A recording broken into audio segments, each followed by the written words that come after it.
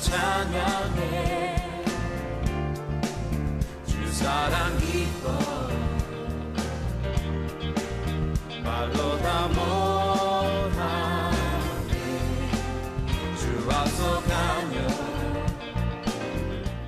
오늘 본문의 여호수아 23장은 이제 드디어 여호수아의 마지막 유언적인 메시지가 담겨져 있습니다. 오늘 우리는 이 본문의 말씀을 통해서 우리가 과연 진정 우리가 물려받고 물려줘야 될 진정한 유산이 무엇인지를 함께 생각하면서 은혜를 나누고자 합니다. 우리 1절 말씀을 다시 한번 보겠습니다. 여호와께서 주위의 모든 원수들로부터 이스라엘을 쉬게 하신 지 오랜 후에 여호수아가 나이 많아 늙은지라. 그렇습니다. 우리를 모든 원수들로부터 쉬게 하시는 그분이 바로 하나님이십니다. 자, 이제 여호수아가 향년 110세로 그의 생을 마감합니다. 아마 이때가 거의 그 나이 110세가 가까워지지 않았을까라고 추정을 하고 있습니다. 그렇게 일생을 하나님과 깊은 교제에서 살았던 여호수아는 이제 자신의 일생 향년이 다 된 것을 직감하고 마지막 유언적인 메시지를 남기게 됩니다. 우리 2절 말씀을 같이 한번 보겠습니다. 여호수아가 온 이스라엘 곧 그들의 장로들과 수령들과 재판장들과 관리들을 불러다가 함께 있습니다. 그들에게 이르되 나는 나이가 많아 늙었도다. 여호수아가 지금 나는 나이가 많아 늙었다라고 이야기합니다. 대부분의 많은 사람들은 나이가 많아 늙으면 더 이상 내가 이제 할 일이 없다 이렇게 생각을 하십니다. 그래서 이렇게 뒷방에 이렇게 늙은이로 이렇게 처져 있게 되어 있는 분들이 있는데 오히려 나이가 많기에 할 수 있는 일이 있습니다. 오늘 보면 여호수아가 나이가 많았음에도 불구하고 그의 경륜과 지혜로 풍부한 경험을 가지고 이스라엘 백성들에게 지도자들에게 권면하는 것을 보게 됩니다. 그러므로 여러분 나는 나이 많은 늙은이다 라고 그렇게 생각하지 마시고 여호수아처럼 그럴수록 젊은 사람들이 가지고 있지 못한 지혜와 경륜을 가지고 영적인 권위를 가지고 한 영혼을 위해서 권면할 수 있는 그런 노년이 되실 수 있길 주님의 이름으로 축복합니다. 2절에 보시면 다시 한번 2절에 보시면 장로들과 수령들과 재판장들과 관리들을 불러다가 그랬습니다. 자, 여기 장로, 수령, 재판장, 관리는 어떤 직책을 말할까요? 이스라엘을 대표하는 지도자들을 말합니다. 지금 여호수아는 먼저 지도자들을 불러서 이렇게 권면하고 있는 것을 보게 됩니다. 그렇습니다. 오늘 교회로 말한다면은 어떤 사람들을 말할까요? 우리 목회자를 비롯해서 우리 장로님들, 권사님들, 집사님들, 우리 목자님들, 이 직분자들을 말하고 있습니다. 교회 직분자들의 영향이 크기 때문에 직분자들이 바로 서고 바로 행해야 된다는 것입니다.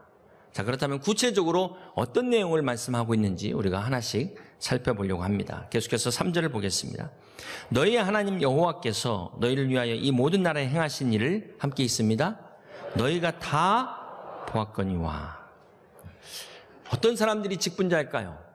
어떤 사람들이 지도자 리더들일까요? 그 사람들은 바로 하나님이 행하신 일을 직접 본 사람들, 직접 들은 사람들, 직접 만져본 사람들. 그렇습니다. 이 단순한 목격이 아니라 하나님을 체험한 사람들을 말하고 있는 것입니다. 자, 여기서는 하나님께서 이스라엘에게 행하신 일들을 기억하라. 결코 잊어서는 안 된다. 이것을 상기시키고 있습니다. 그러면서 너희 하나님 여호와 그는 너희를 위하여 싸우신 이시니라 이렇게 말씀하고 있습니다. 하나님은 지금 자기 백성을 위하여 친히 싸우시는 하나님이시라는 것입니다. 자, 그 내용이 바로 여호수아 1장부터 12장까지 가나안 땅을 정복하는 내용을 통해서 말씀을 하고 있습니다. 여러분 잘 아시는 것처럼 이스라엘 백성들이 요단강을 마른 땅처럼 건너고 그 견고한 여리고성을 무너뜨리시고 또 기브온의 태양을 멈추시고 아야란 골짜기에 달을 멈추신 하나님, 수많은 적들과 싸워서 이기신 하나님, 그 하나님을 결코 잊지 말아라 당부하고 있는 것입니다. 계속해서 4절을 봅니다. 보라, 내가 요단에서부터 해지는 쪽 대까지의 남아있는 나라들과 이미 멸한 모든 나라를 내가 너희를 위하여 제비 뽑아 함께 있습니다. 너희의 지파에게 기업이 되게 하셨느니라. 그렇습니다. 지금 이스라엘이 이렇게 가나안 땅에 살고 있는 이 자체가 하나님이 너희를 위하여 싸우시고 승리한 명백한 증거라는 것입니다. 그러면서 여호수아 13장부터 22장까지 이스라엘 백성들이 기업을 받게 하신, 그 기업을 나누게 하신 그분이 바로 하나님이신 것을 잊지 말고 기억하라는 것입니다.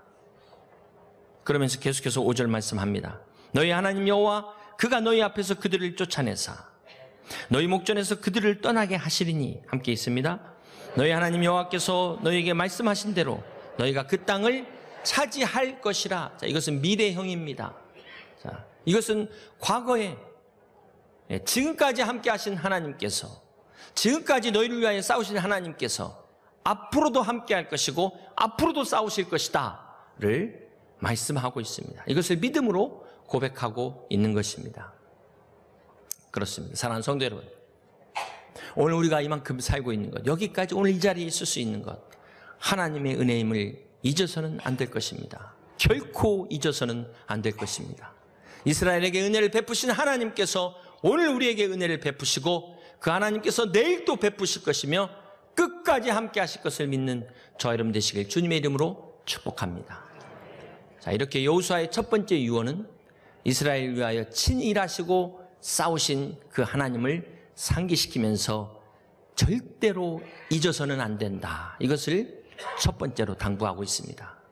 자, 그럼 두 번째 유언은 어떤 내용일까요? 6절 말씀을 계속해서 봅니다. 그러므로 너희는 크게 힘써 함께 있습니다. 모세의 율법책에 기록된 것을 다 지켜 행하라. 여기서 제일 중요한 말은 어떤 말일까요? 다 지켜 행하라는 것입니다. 모세의 율법에 기록된 이 모든 말씀을 다 지켜 행하라. 이 말씀이 어디에서 나왔죠? 기억나십니까? 네, 신명기가 너무 멀리 가셨는데 여호수아 1장에 이 말씀이 나와 있습니다. 우리 1장 7절과 8절에 같이 교독합니다. 오직 강하고 극히 담대하여 나의 종 모세가 내게 명령한 그 율법을 다 지켜 행하고 우로나 좌우로나 치우치지 말라. 그리하면 어디로 가든지 형통하리니 함께 있습니다. 이 율법책을 내 입에서 떠나지 말게 하며 주야로 그것을 묵상하며 그 안에 기록된 대로 다 지켜 행하라. 자, 이 말씀은 여호수아 1장 1절이 모세가 죽은 후에 이렇게 시작되는데 이 모세 다음에 리더십을 이어받은 여호수아에게 처음으로 주신 말씀이 바로 이 말씀이에요. 여호수아가 하나님으로부터 부르심을 받으면서 율법책에 기록된 이 말씀을 다 지켜 행하라. 자, 이 말씀은 지금 여호수아가 이제 23장에서 그의 죽음을 앞두고 강조하고 있는 것입니다. 그렇다면 1장과 23장의 똑같은 말씀의 차이가 뭘까요? 네. 1장에는 여호수아가 들은 말씀이라면 23장은 여호수아가 그대로 행한 말씀을 다시 전하고 있는 것입니다. 그렇습니다. 로고스이신, 결코 우리가 만날 수 없는, 볼 수 없는 그 하나님이 예수 그리스도를 통하여 우리 안에 역사하신 그 레마의 하나님, 내가 만난 하나님, 바로 이것을 여호수아가 고백하고 있는 것입니다. 단순히 말로만 다 지켜 행하라가 아니라 지금까지 그렇게 하나님 말씀을 지켜서 여기까지 왔던 이 여호수아의 간증을 이야기하고 있는 것입니다. 그러면서 내가 그렇게 하나님 말씀을 듣고 행했던 것처럼 너희들도 그렇게 행해라. 물려받은 말씀 그대로 물려주고 있는 것입니다. 이것이 바로 여호수아의 마지막 유언입니다. 자, 사랑하는 성도 여러분, 이 여호수아가 어떻게 이렇게 말씀대로 다 지켜 행할 수가 있었을까요? 우리 6절을 계속해서 그 후반부를 같이 읽습니다. 그러므로 너희는 크게 힘써 모세 율법책에 기록된 것을 다 지켜 행하라. 같이 읽습니다. 그것을 떠나 우로나 좌로나 치우치지 말라. 자, 다 지켜 행할 수 있는 비결은 바로 우로나 좌로나 치우치지 않는 것입니다. 자, 여기서 우와 좌의 의미가 뭘까요? 좌우의 의미가 뭘까요? 먼저 우는 너무 지나친 겁니다. 자, 하나님의 말씀이 말씀하고 있지 않는 게 있죠. 성경은 말씀하지 않고 있는 것이 있습니다. 그런데 그냥 하나님이 말씀했다는 거예요. 하나님이 나한테 말씀하셨다. 너무 오버해갖고 나간 사람들이 이게 이제 우 쪽으로 치우친 겁니다. 이게 영적인 우파예요. 이 신비주의의 문제가 뭡니까? 성경에 없는 거를 하나님 말씀처럼 이야기하다가 자칫 이단이 되는데 이게 영적인 우파들의 문제입니다. 자, 이렇게 신비주의가 우쪽으로 치우쳤다면 좌의 문제는 뭘까요? 반대로 하나님의 말씀을 너무 무시합니다. 하나님의 말씀은 듣기는 듣는데 한 귀로 흘러버려요. 그건 그거고 너는 너고 나는 나라는 겁니다. 그러면서 하나님이 명백하게 하나님의 뜻을 말씀하셨음에도 불구하고 세상 방법대로 사는 거예요. 세상 방법을 가지고 와서 인본주의로 그냥 사는 것. 이게 바로 영적인 좌파라는 것입니다. 그러니까 하나님 말씀보다는 합리적인 상식을 따라가는 것. 교회 안에서 하나님 뜻보다도 내 경험, 내 지식을 우선하는 것. 이 사람들이 영적인 좌파입니다. 여러분, 우리의 신앙이 한쪽으로 치우치면 어떤 현상이 생길까요? 하나님의 말씀도 이렇게 좌우 논리로 받아들여요. 아, 이 사람은 나와 같은 쪽이구나. 나와 다른 쪽이구나. 이렇게 편가르기를 한다는 것입니다. 교회 안에서조차 내 생각하고 다르다고 해가지고 마음을 닫아버린다는 거예요. 그러면서 모임도 끼리끼리 자기와 생각이 같은 사람들끼리 사적인 모임을 만들어가지고 있을 수 없는 일들이 교회 안에 일어나는 것입니다. 사랑하는 성도 여러분, 이렇게 좌우 논리로 나눠지면 교회가 쪼개지는 거예요. 오늘 우리 교회가 하나 되기 위해서는 어떻게 해야 될까요? 하나님 중심으로, 말씀 중심으로 하나 돼야 되죠. 그렇습니다. 사랑하는 성도 여러분, 말씀 중심으로 하나 되는 것밖에 다른 길이 없습니다. 그렇지 않고 나뉘는 자체가 이미 좌우로 기울어져 버린 거예요. 그 수가 어느 쪽에 맞냐에 따라서 우로 기울어질 수도 있고 좌로 기울어질 수도 있는 거예요. 그 순간 하나님의 교회는 중심을 잃어버린 것입니다. 그러므로 오늘 우리가 말씀 중심으로 하나 되어야 되는 것, 이것이 너무나 중요하기에 여호수아가 두 번째로 강조하고 있는 것입니다. 세 번째 여호수아의 유언의 내용이 무엇입니까? 우리 8절의 말씀을 같이 한번 봅니다. 오직 너희의 하나님 여호와께 가까이 하기를 오늘까지 행한 것 같이 하라. 하나님을 가까이 하라는 것입니다. 사랑하는 여러분, 하나님을 가까이 하시기 바랍니다. 여러분, 하나님을 가까이 하십니까? 말은 그런데 정작 누구를 지금 가까이 하고 계세요? 누구와 가까이 지내길 원하십니까? 대부분 보면 힘 있는 사람하고 가까이 있길 원하고요. 능력이 많은 사람하고 가까이 있길 원합니다. 내가 좋아하는 사람하고 가까이 있고 싶어하고 사랑하는 사람하고 가까이 하고 싶지만 가까이 하기엔 너무 먼 당신. 그래서 결국 상처받아요. 상처받아요. 사람과 사람 사이에는 이 적당한 거리가 필요합니다. 아무리 친한 사람도 사실 보이지 않는 거리가 존재합니다. 가족 식구도 그렇지만 부부 사이에도 거리가 존재해요. 부모와 자녀 사이에도 이 거리가 존재하는 겁니다. 이걸 무시하고 막 그냥 밀고 들어가 버리면 도망가죠. 도망갑니다. 그래서 이 거리라는 게 너무 가까우면 뜨겁고 너무 멀면 춥고, 그래서 항상 이 적당한 거리를 유지하는 게 중요한데 쉽지는 않습니다. 자, 그런데 하나님과 우리 사이에는 이 거리가 있으면 안 된다는 거예요. 예수님께서도 하나님과 우리 사이를 포도나무로 비유를 하셨습니다. 우리 요한복음 15장에 보면 4절과 5절을 같이 한번 교독합니다. 내 안에 거하라. 나도 너희 안에 거하리라. 가지가 포도나무에 붙어있지 아니하면 스스로 열매를 맺을 수 없음같이 너희도 내 안에 있지 아니하면 그러하리라. 내가 그 안에 거하면 사람이 열매를 많이 맺나니 나를 떠나서는 너희가 아무것도 할 수 없습니다. 그렇습니다. 가지에 이 나무에 가지가 붙어 있어야 되듯이, 가지가 나무에 붙어 있어야 되듯이, 그래야 수분과 영양을 다 이렇게 공급받는 것처럼 우리가 하나님과 우리의 관계가 이런 관계가 돼야 된다는 것입니다. 붙어 있어야 되는 거예요. 하나님과의 관계는 떨어진 순간부터 사실은 죽은 겁니다. 그렇죠. 아담이 죄 짓는 순간에 성경은 죽었다 그랬어요. 그런데 아담이 죽었습니까? 그 죽었다는 의미가 뭘까요? 하나님을 떠난 순간에 영적으로 죽었다. 그것을 말하는 것입니다. 그래서 하나님을 멀리하는 것은 영적으로 죽었기 때문에 그런 겁니다. 하나님을 가까이 하지 못하는 것은 죽었기 때문에 그러는 거예요. 살아있는 자만이, 생명이 있는 자만이 하나님을 가까이 하고 사모할 수 있다는 것, 여러분 꼭 기억하시기를 바랍니다. 오늘 보면 6절에 보면 그러므로 너희는 크게 힘써 그랬어요. 크게 힘쓰라. 이게 히브리어로 보면 재밌는 뜻인데 하자크템 메오드, 착 달라붙어, 이런 표현입니다. 하나님께 착 달라붙으라는 거예요. 여러분, 뛰는 놈 위에 나는 놈이 있죠. 네, 나는 놈 위에 펄펄 나는 놈이 있더라고요. 펄펄 나는 놈 위에 펄펄펄 나는 놈이 있더라고요. 근데 그 놈 위에 또 대단한 놈이 하나 있는데 그게 붙어있는 놈이더라고요. 네. 근데 중요한 거는, 그 대신 중요한 건 어디에 붙었느냐가 결정적이에요. 잘못 붙으면 차라리 안 붙으면 붙을 수 있다. 네. 사람에게 붙어 있으면 안 되는 겁니다. 도울림 없는 방백들에게 붙었다가는 함께 망하는 거예요. 그러나 살아계신 하나님께 붙어 있으면 펄펄펄 나는 놈, 저렇게 고생하는데도 불구하고 주님과 함께 주님 옆에 붙어서 그 위를 나는 축복을 누리시기를 주님의 이름으로 축원합니다. 네, 요한복음 15장 7절에 말씀합니다. 너희가 내 안에 거하고 내 말이 너희 안에 거하면 뭐라고요? 무엇이든지 원하는 대로 구하라. 그리하면 이루리라. 우리가 기도할 때, 응답받을 때 중요한 조건이 있습니다. 무조건 중언부언으로 기도할 것이 아니라 기도의 조건이 있어요.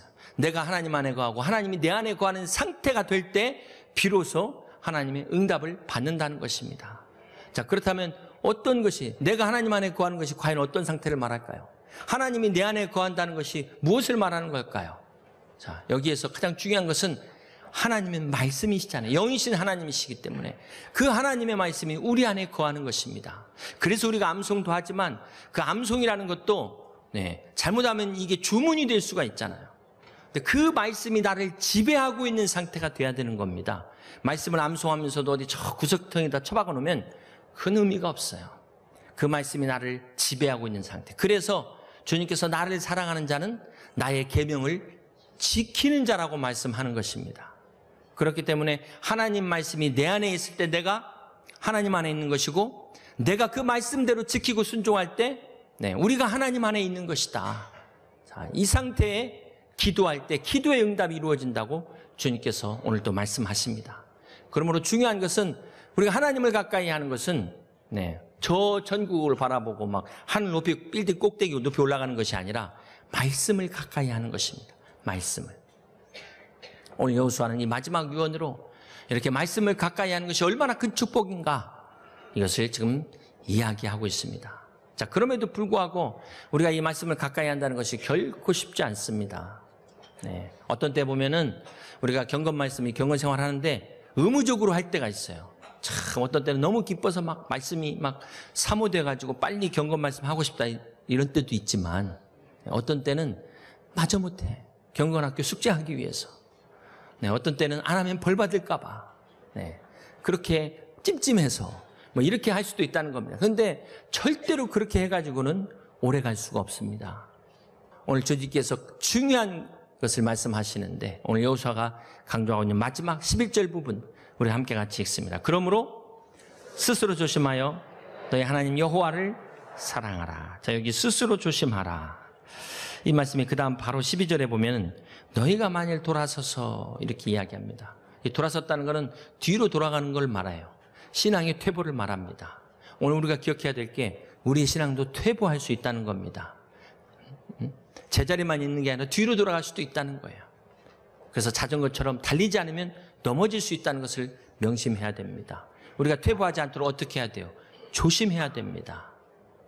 우리의 신앙이 세상의 영향을 받아서 넘어지지 않도록 어떻게 해야 됩니까? 날마다 내 자신을 돌아보면서 가장 중요한 것은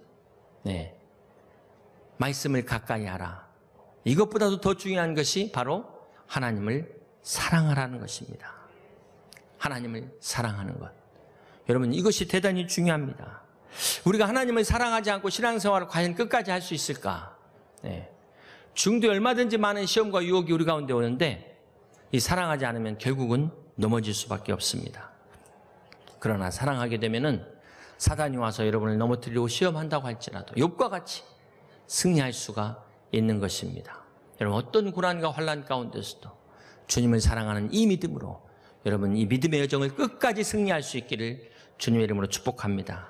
이것이 우리를 위한 길이에요. 이것이 내가 이 남은 신앙생활을 정말 즐기면서 행복하게 주님과 함께 할 수 있는 비결입니다. 그래서 여러분 주님께서 마태복음 22장 37절에 가장 크고 첫째 되는 계명을 뭐라고 말씀하셨습니까? 우리 함께 있습니다. 예수께서 이르시되 내 마음을 다하고 목숨을 다하고 뜻을 다하여 주 너의 하나님을 사랑하라 하셨으니 이것이 크고 첫째 되는 계명이요. 그렇습니다. 하나님을 사랑하는 것이 우리에게 주신 가장 큰 계명이라는 것입니다. 네, 그렇습니다. 우리가 하나님을 사랑하면 사실 이 모든 것들을 다 이길 수 있는 것입니다. 그렇다면 우리가 어떻게 사랑을 해야 될까요? 우리가 하나님을 구체적으로 어떻게 사랑해야 될까요? 오늘 본문에 의하면 12절과 13절을 계속해서 봅니다. 너희가 만일 돌아서서 너희 중에 남아있는 이 민족들을 가까이 하여 더불어 혼인하며 서로 왕래하면 함께 있습니다. 확실히 알라 너희 하나님 여호와께서 이 민족들을 너희 목전에서 다시는 쫓아내지 아니하시리니. 자, 이방인과 혼인함으로 가까이 하지 말라는 것입니다. 그들의 문화에 동화되지 말라는 것입니다. 이게 하나님을 사랑하는 방법이라는 거예요. 아니, 이방인과 혼인하고 가까이 하는 것과 하나님 사랑과 무슨 관계가 있을까요? 자, 사실 우리가 이 여호수아 전체 맥락을 통해서 보면 이게 중요한 결론입니다. 여호수아 전체를 통해서 내리는 결론이에요. 하나님을 사랑하는 것이 무슨 젊은 사람들 연애하고 막 필이 통하고 꽂히고 막 이런 마음에 감동이 오고 이런 차원이 아니라 정말 하나님이 원하시는 것과 하나님의 뜻과 코드를 맞추는 것이라는 것입니다. 우리를 사랑하는 하나님은 오늘 우리가 이 세상 가치로부터 문화로부터 우리를 지키기를 원하십니다. 그래서 하나님의 백성들을 애굽에서 끌어내시고 가나안 땅이라는 곳에 새 포도주를 새 부대에 담으셨습니다. 자, 그럼에도 불구하고 세상 사람들의 방식으로 살지 말라. 오직 하나님의 뜻대로 살아라. 이것이 바로 오늘 우리가 하나님을 사랑하는 방법이라는 것입니다. 그렇습니다. 사랑하는 성도 여러분, 하나님을 사랑하는 우리가 세상을 사랑하는 사람하고 똑같다면 어떻게 되겠습니까? 뭔가 달라야 되지 않겠습니까? 네, 우리가 하나님을 사랑한다면 하나님 뜻대로 부르심 받은 자리에서 하나님을 예배하며 또 그런 하나님 믿음의 삶을 살아야 될 줄로 믿습니다. 중요한 것은 이 하나님을 사랑하는 것이 바로 결국은 하나님을 위하는 것 같지만 우리 자신을 위한 길입니다. 우리 계속해서 13절 후반부 볼까요? 그들이 너희에게 올무가 되며 덫이 되며 너희 옆구리에 채찍이 되며 너희의 눈에 가시가 되어서 함께 있습니다. 너희가 마침내 너희 하나님 여호와께서 너희 주신 이 아름다운 땅에서 멸하리라. 자, 여호수아와 유언의 말씀을 하면서 축복을 하는데 저주를 또 같이 이야기합니다. 이 복과 저주가 같이 나와요. 여러분, 하나님의 축복과 저주는 동전의 양면과 같습니다. 이거 하나만 딱 떼놓고 할 수가 없어요. 생, 사, 화, 복을 택하라 그랬어요. 네. 항상 우리는 이 선택의 기로에 서게 됩니다. 그래서 하나님의 축복을 택하는 순간 저주가 멀어지는 것이고 저주를 택하는 순간 축복이 멀어지는 것입니다. 축복을 택하지 않았다는 것은 저주를 택하는 결과를 가져오는데 여기 저주가 네 가지 단어로 표현이 됩니다. 올무와 덫과 채찍과 눈의 가시로 표현이 됩니다. 점점 더 고통이 세지고 있어요. 우리가 하나님 축복 가운데 나가지 못하면 어떻게 됩니까? 내가 즐기던 그 세상이 올무가 된다는 거예요. 내가 짝하던 그 세상이 나에게 올무를 씌워요. 여러분, 올무가 씌우면 어떻게 될까요? 네, 질질 끌려갑니다. 내가 원치 않는 곳에 찍소리 못하고 끌려가게 돼 있어요. 세상이 종이 돼서 끌려갑니다. 비참하게 끌려가요. 여러분, 덫은 어떻게 됩니까? 덫에 걸린 짐승들 보셨죠? 오도 가도 못하고 꼼짝달싹 못하고 덫에 걸려서 완전히 자유를 다 빼앗기고 행복을 다 빼앗기게 되는 것입니다. 또 옆구리의 채찍은 뭘 말할까요? 카우보이들이 말 타고 달릴 때 그 부츠 뒤에 이 톱니바퀴 박차라는 것을 달아가지고 말을 달릴 때 옆으로 옆구리를 팍 치면서 이리야 하면 말이 막 힝 하면서 튀어나가는데 옆구리를 막 이 쳐대니 어떻게 가만히 있을 수 있겠어요? 앞으로 막 자동반사 튕겨나가는 겁니다. 마치 이런 것처럼 세상을 사랑하는 사람들은 이렇게 완전히 그냥 잡혀가지고 쉬고 싶어도 쉬지 못하고 그냥 막 달려나갈 수밖에 없는, 채찍에 의해서 튕겨나갈 수밖에 없는 이런 삶을 살게 된다는 것입니다. 세상 유혹에 빠진 삼손 보세요. 어떻게 됩니까? 두 눈이 뽑힙니다. 두 눈이 뽑혀요. 마찬가지로 세상에 우리가 즐기던 그 쾌락들이 결국은 내 눈에 가시가 돼서 내 눈을 찌른다는 거예요. 자, 이렇게 하나님을 멀리하게 되면 이런 징계와 심판이 임하게 되는 것입니다. 죄를 가까이 하게 되면 하나님을 멀리하게 되고, 그러면은 결국 이런 심판이 따라온다는 것입니다. 자, 그러면서 동시에 하나님을 가까이 하면 어떻게 됩니까? 9절의 말씀 함께 봅니다. 이는 여호와께서 강대한 나라들을 너희 앞에서 쫓아내셨으므로, 함께 있습니다. 오늘까지 너희에게 맞선 자가 하나도 없었느냐. 오늘 우리를 위하여 친히 싸우시는 하나님, 이 전쟁은 너희에게 속한 것이 아니니 나 여호와께 속한 전쟁이니라. 그래서 여호와 니시의 하나님의 승리를 경험하게 하시는 놀라운 축복을 우리 가운데 주십니다. 10절을 계속해서 봅니다. 너희 중 한 사람이 1000명을 쫓으리니 이는 너희 하나님 여호와 그가 너희에게 말씀하신 것 같이, 함께 있습니다. 너희를 위하여 싸우십니다. 그렇습니다. 하나님을 가까이 하고 하나님을 사랑하신 자들에게 주시는 축복은 무엇입니까? 우리 한 명이 1000명을 상대한답니다. 일당 100이 아니라 일당 1000이라는 거예요. 1000. 하나님이 우리를 위하여 싸우시기 때문에 우리는 승리할 수밖에 없음을 믿으시기를 바랍니다. 할렐루야! 이것이 바로 하나님을 사랑하는 자들에게 주시는 놀라운 축복입니다. 오늘 이 축복이 여러분 가운데 함께 하시길 주님의 이름으로 간절히 축원합니다.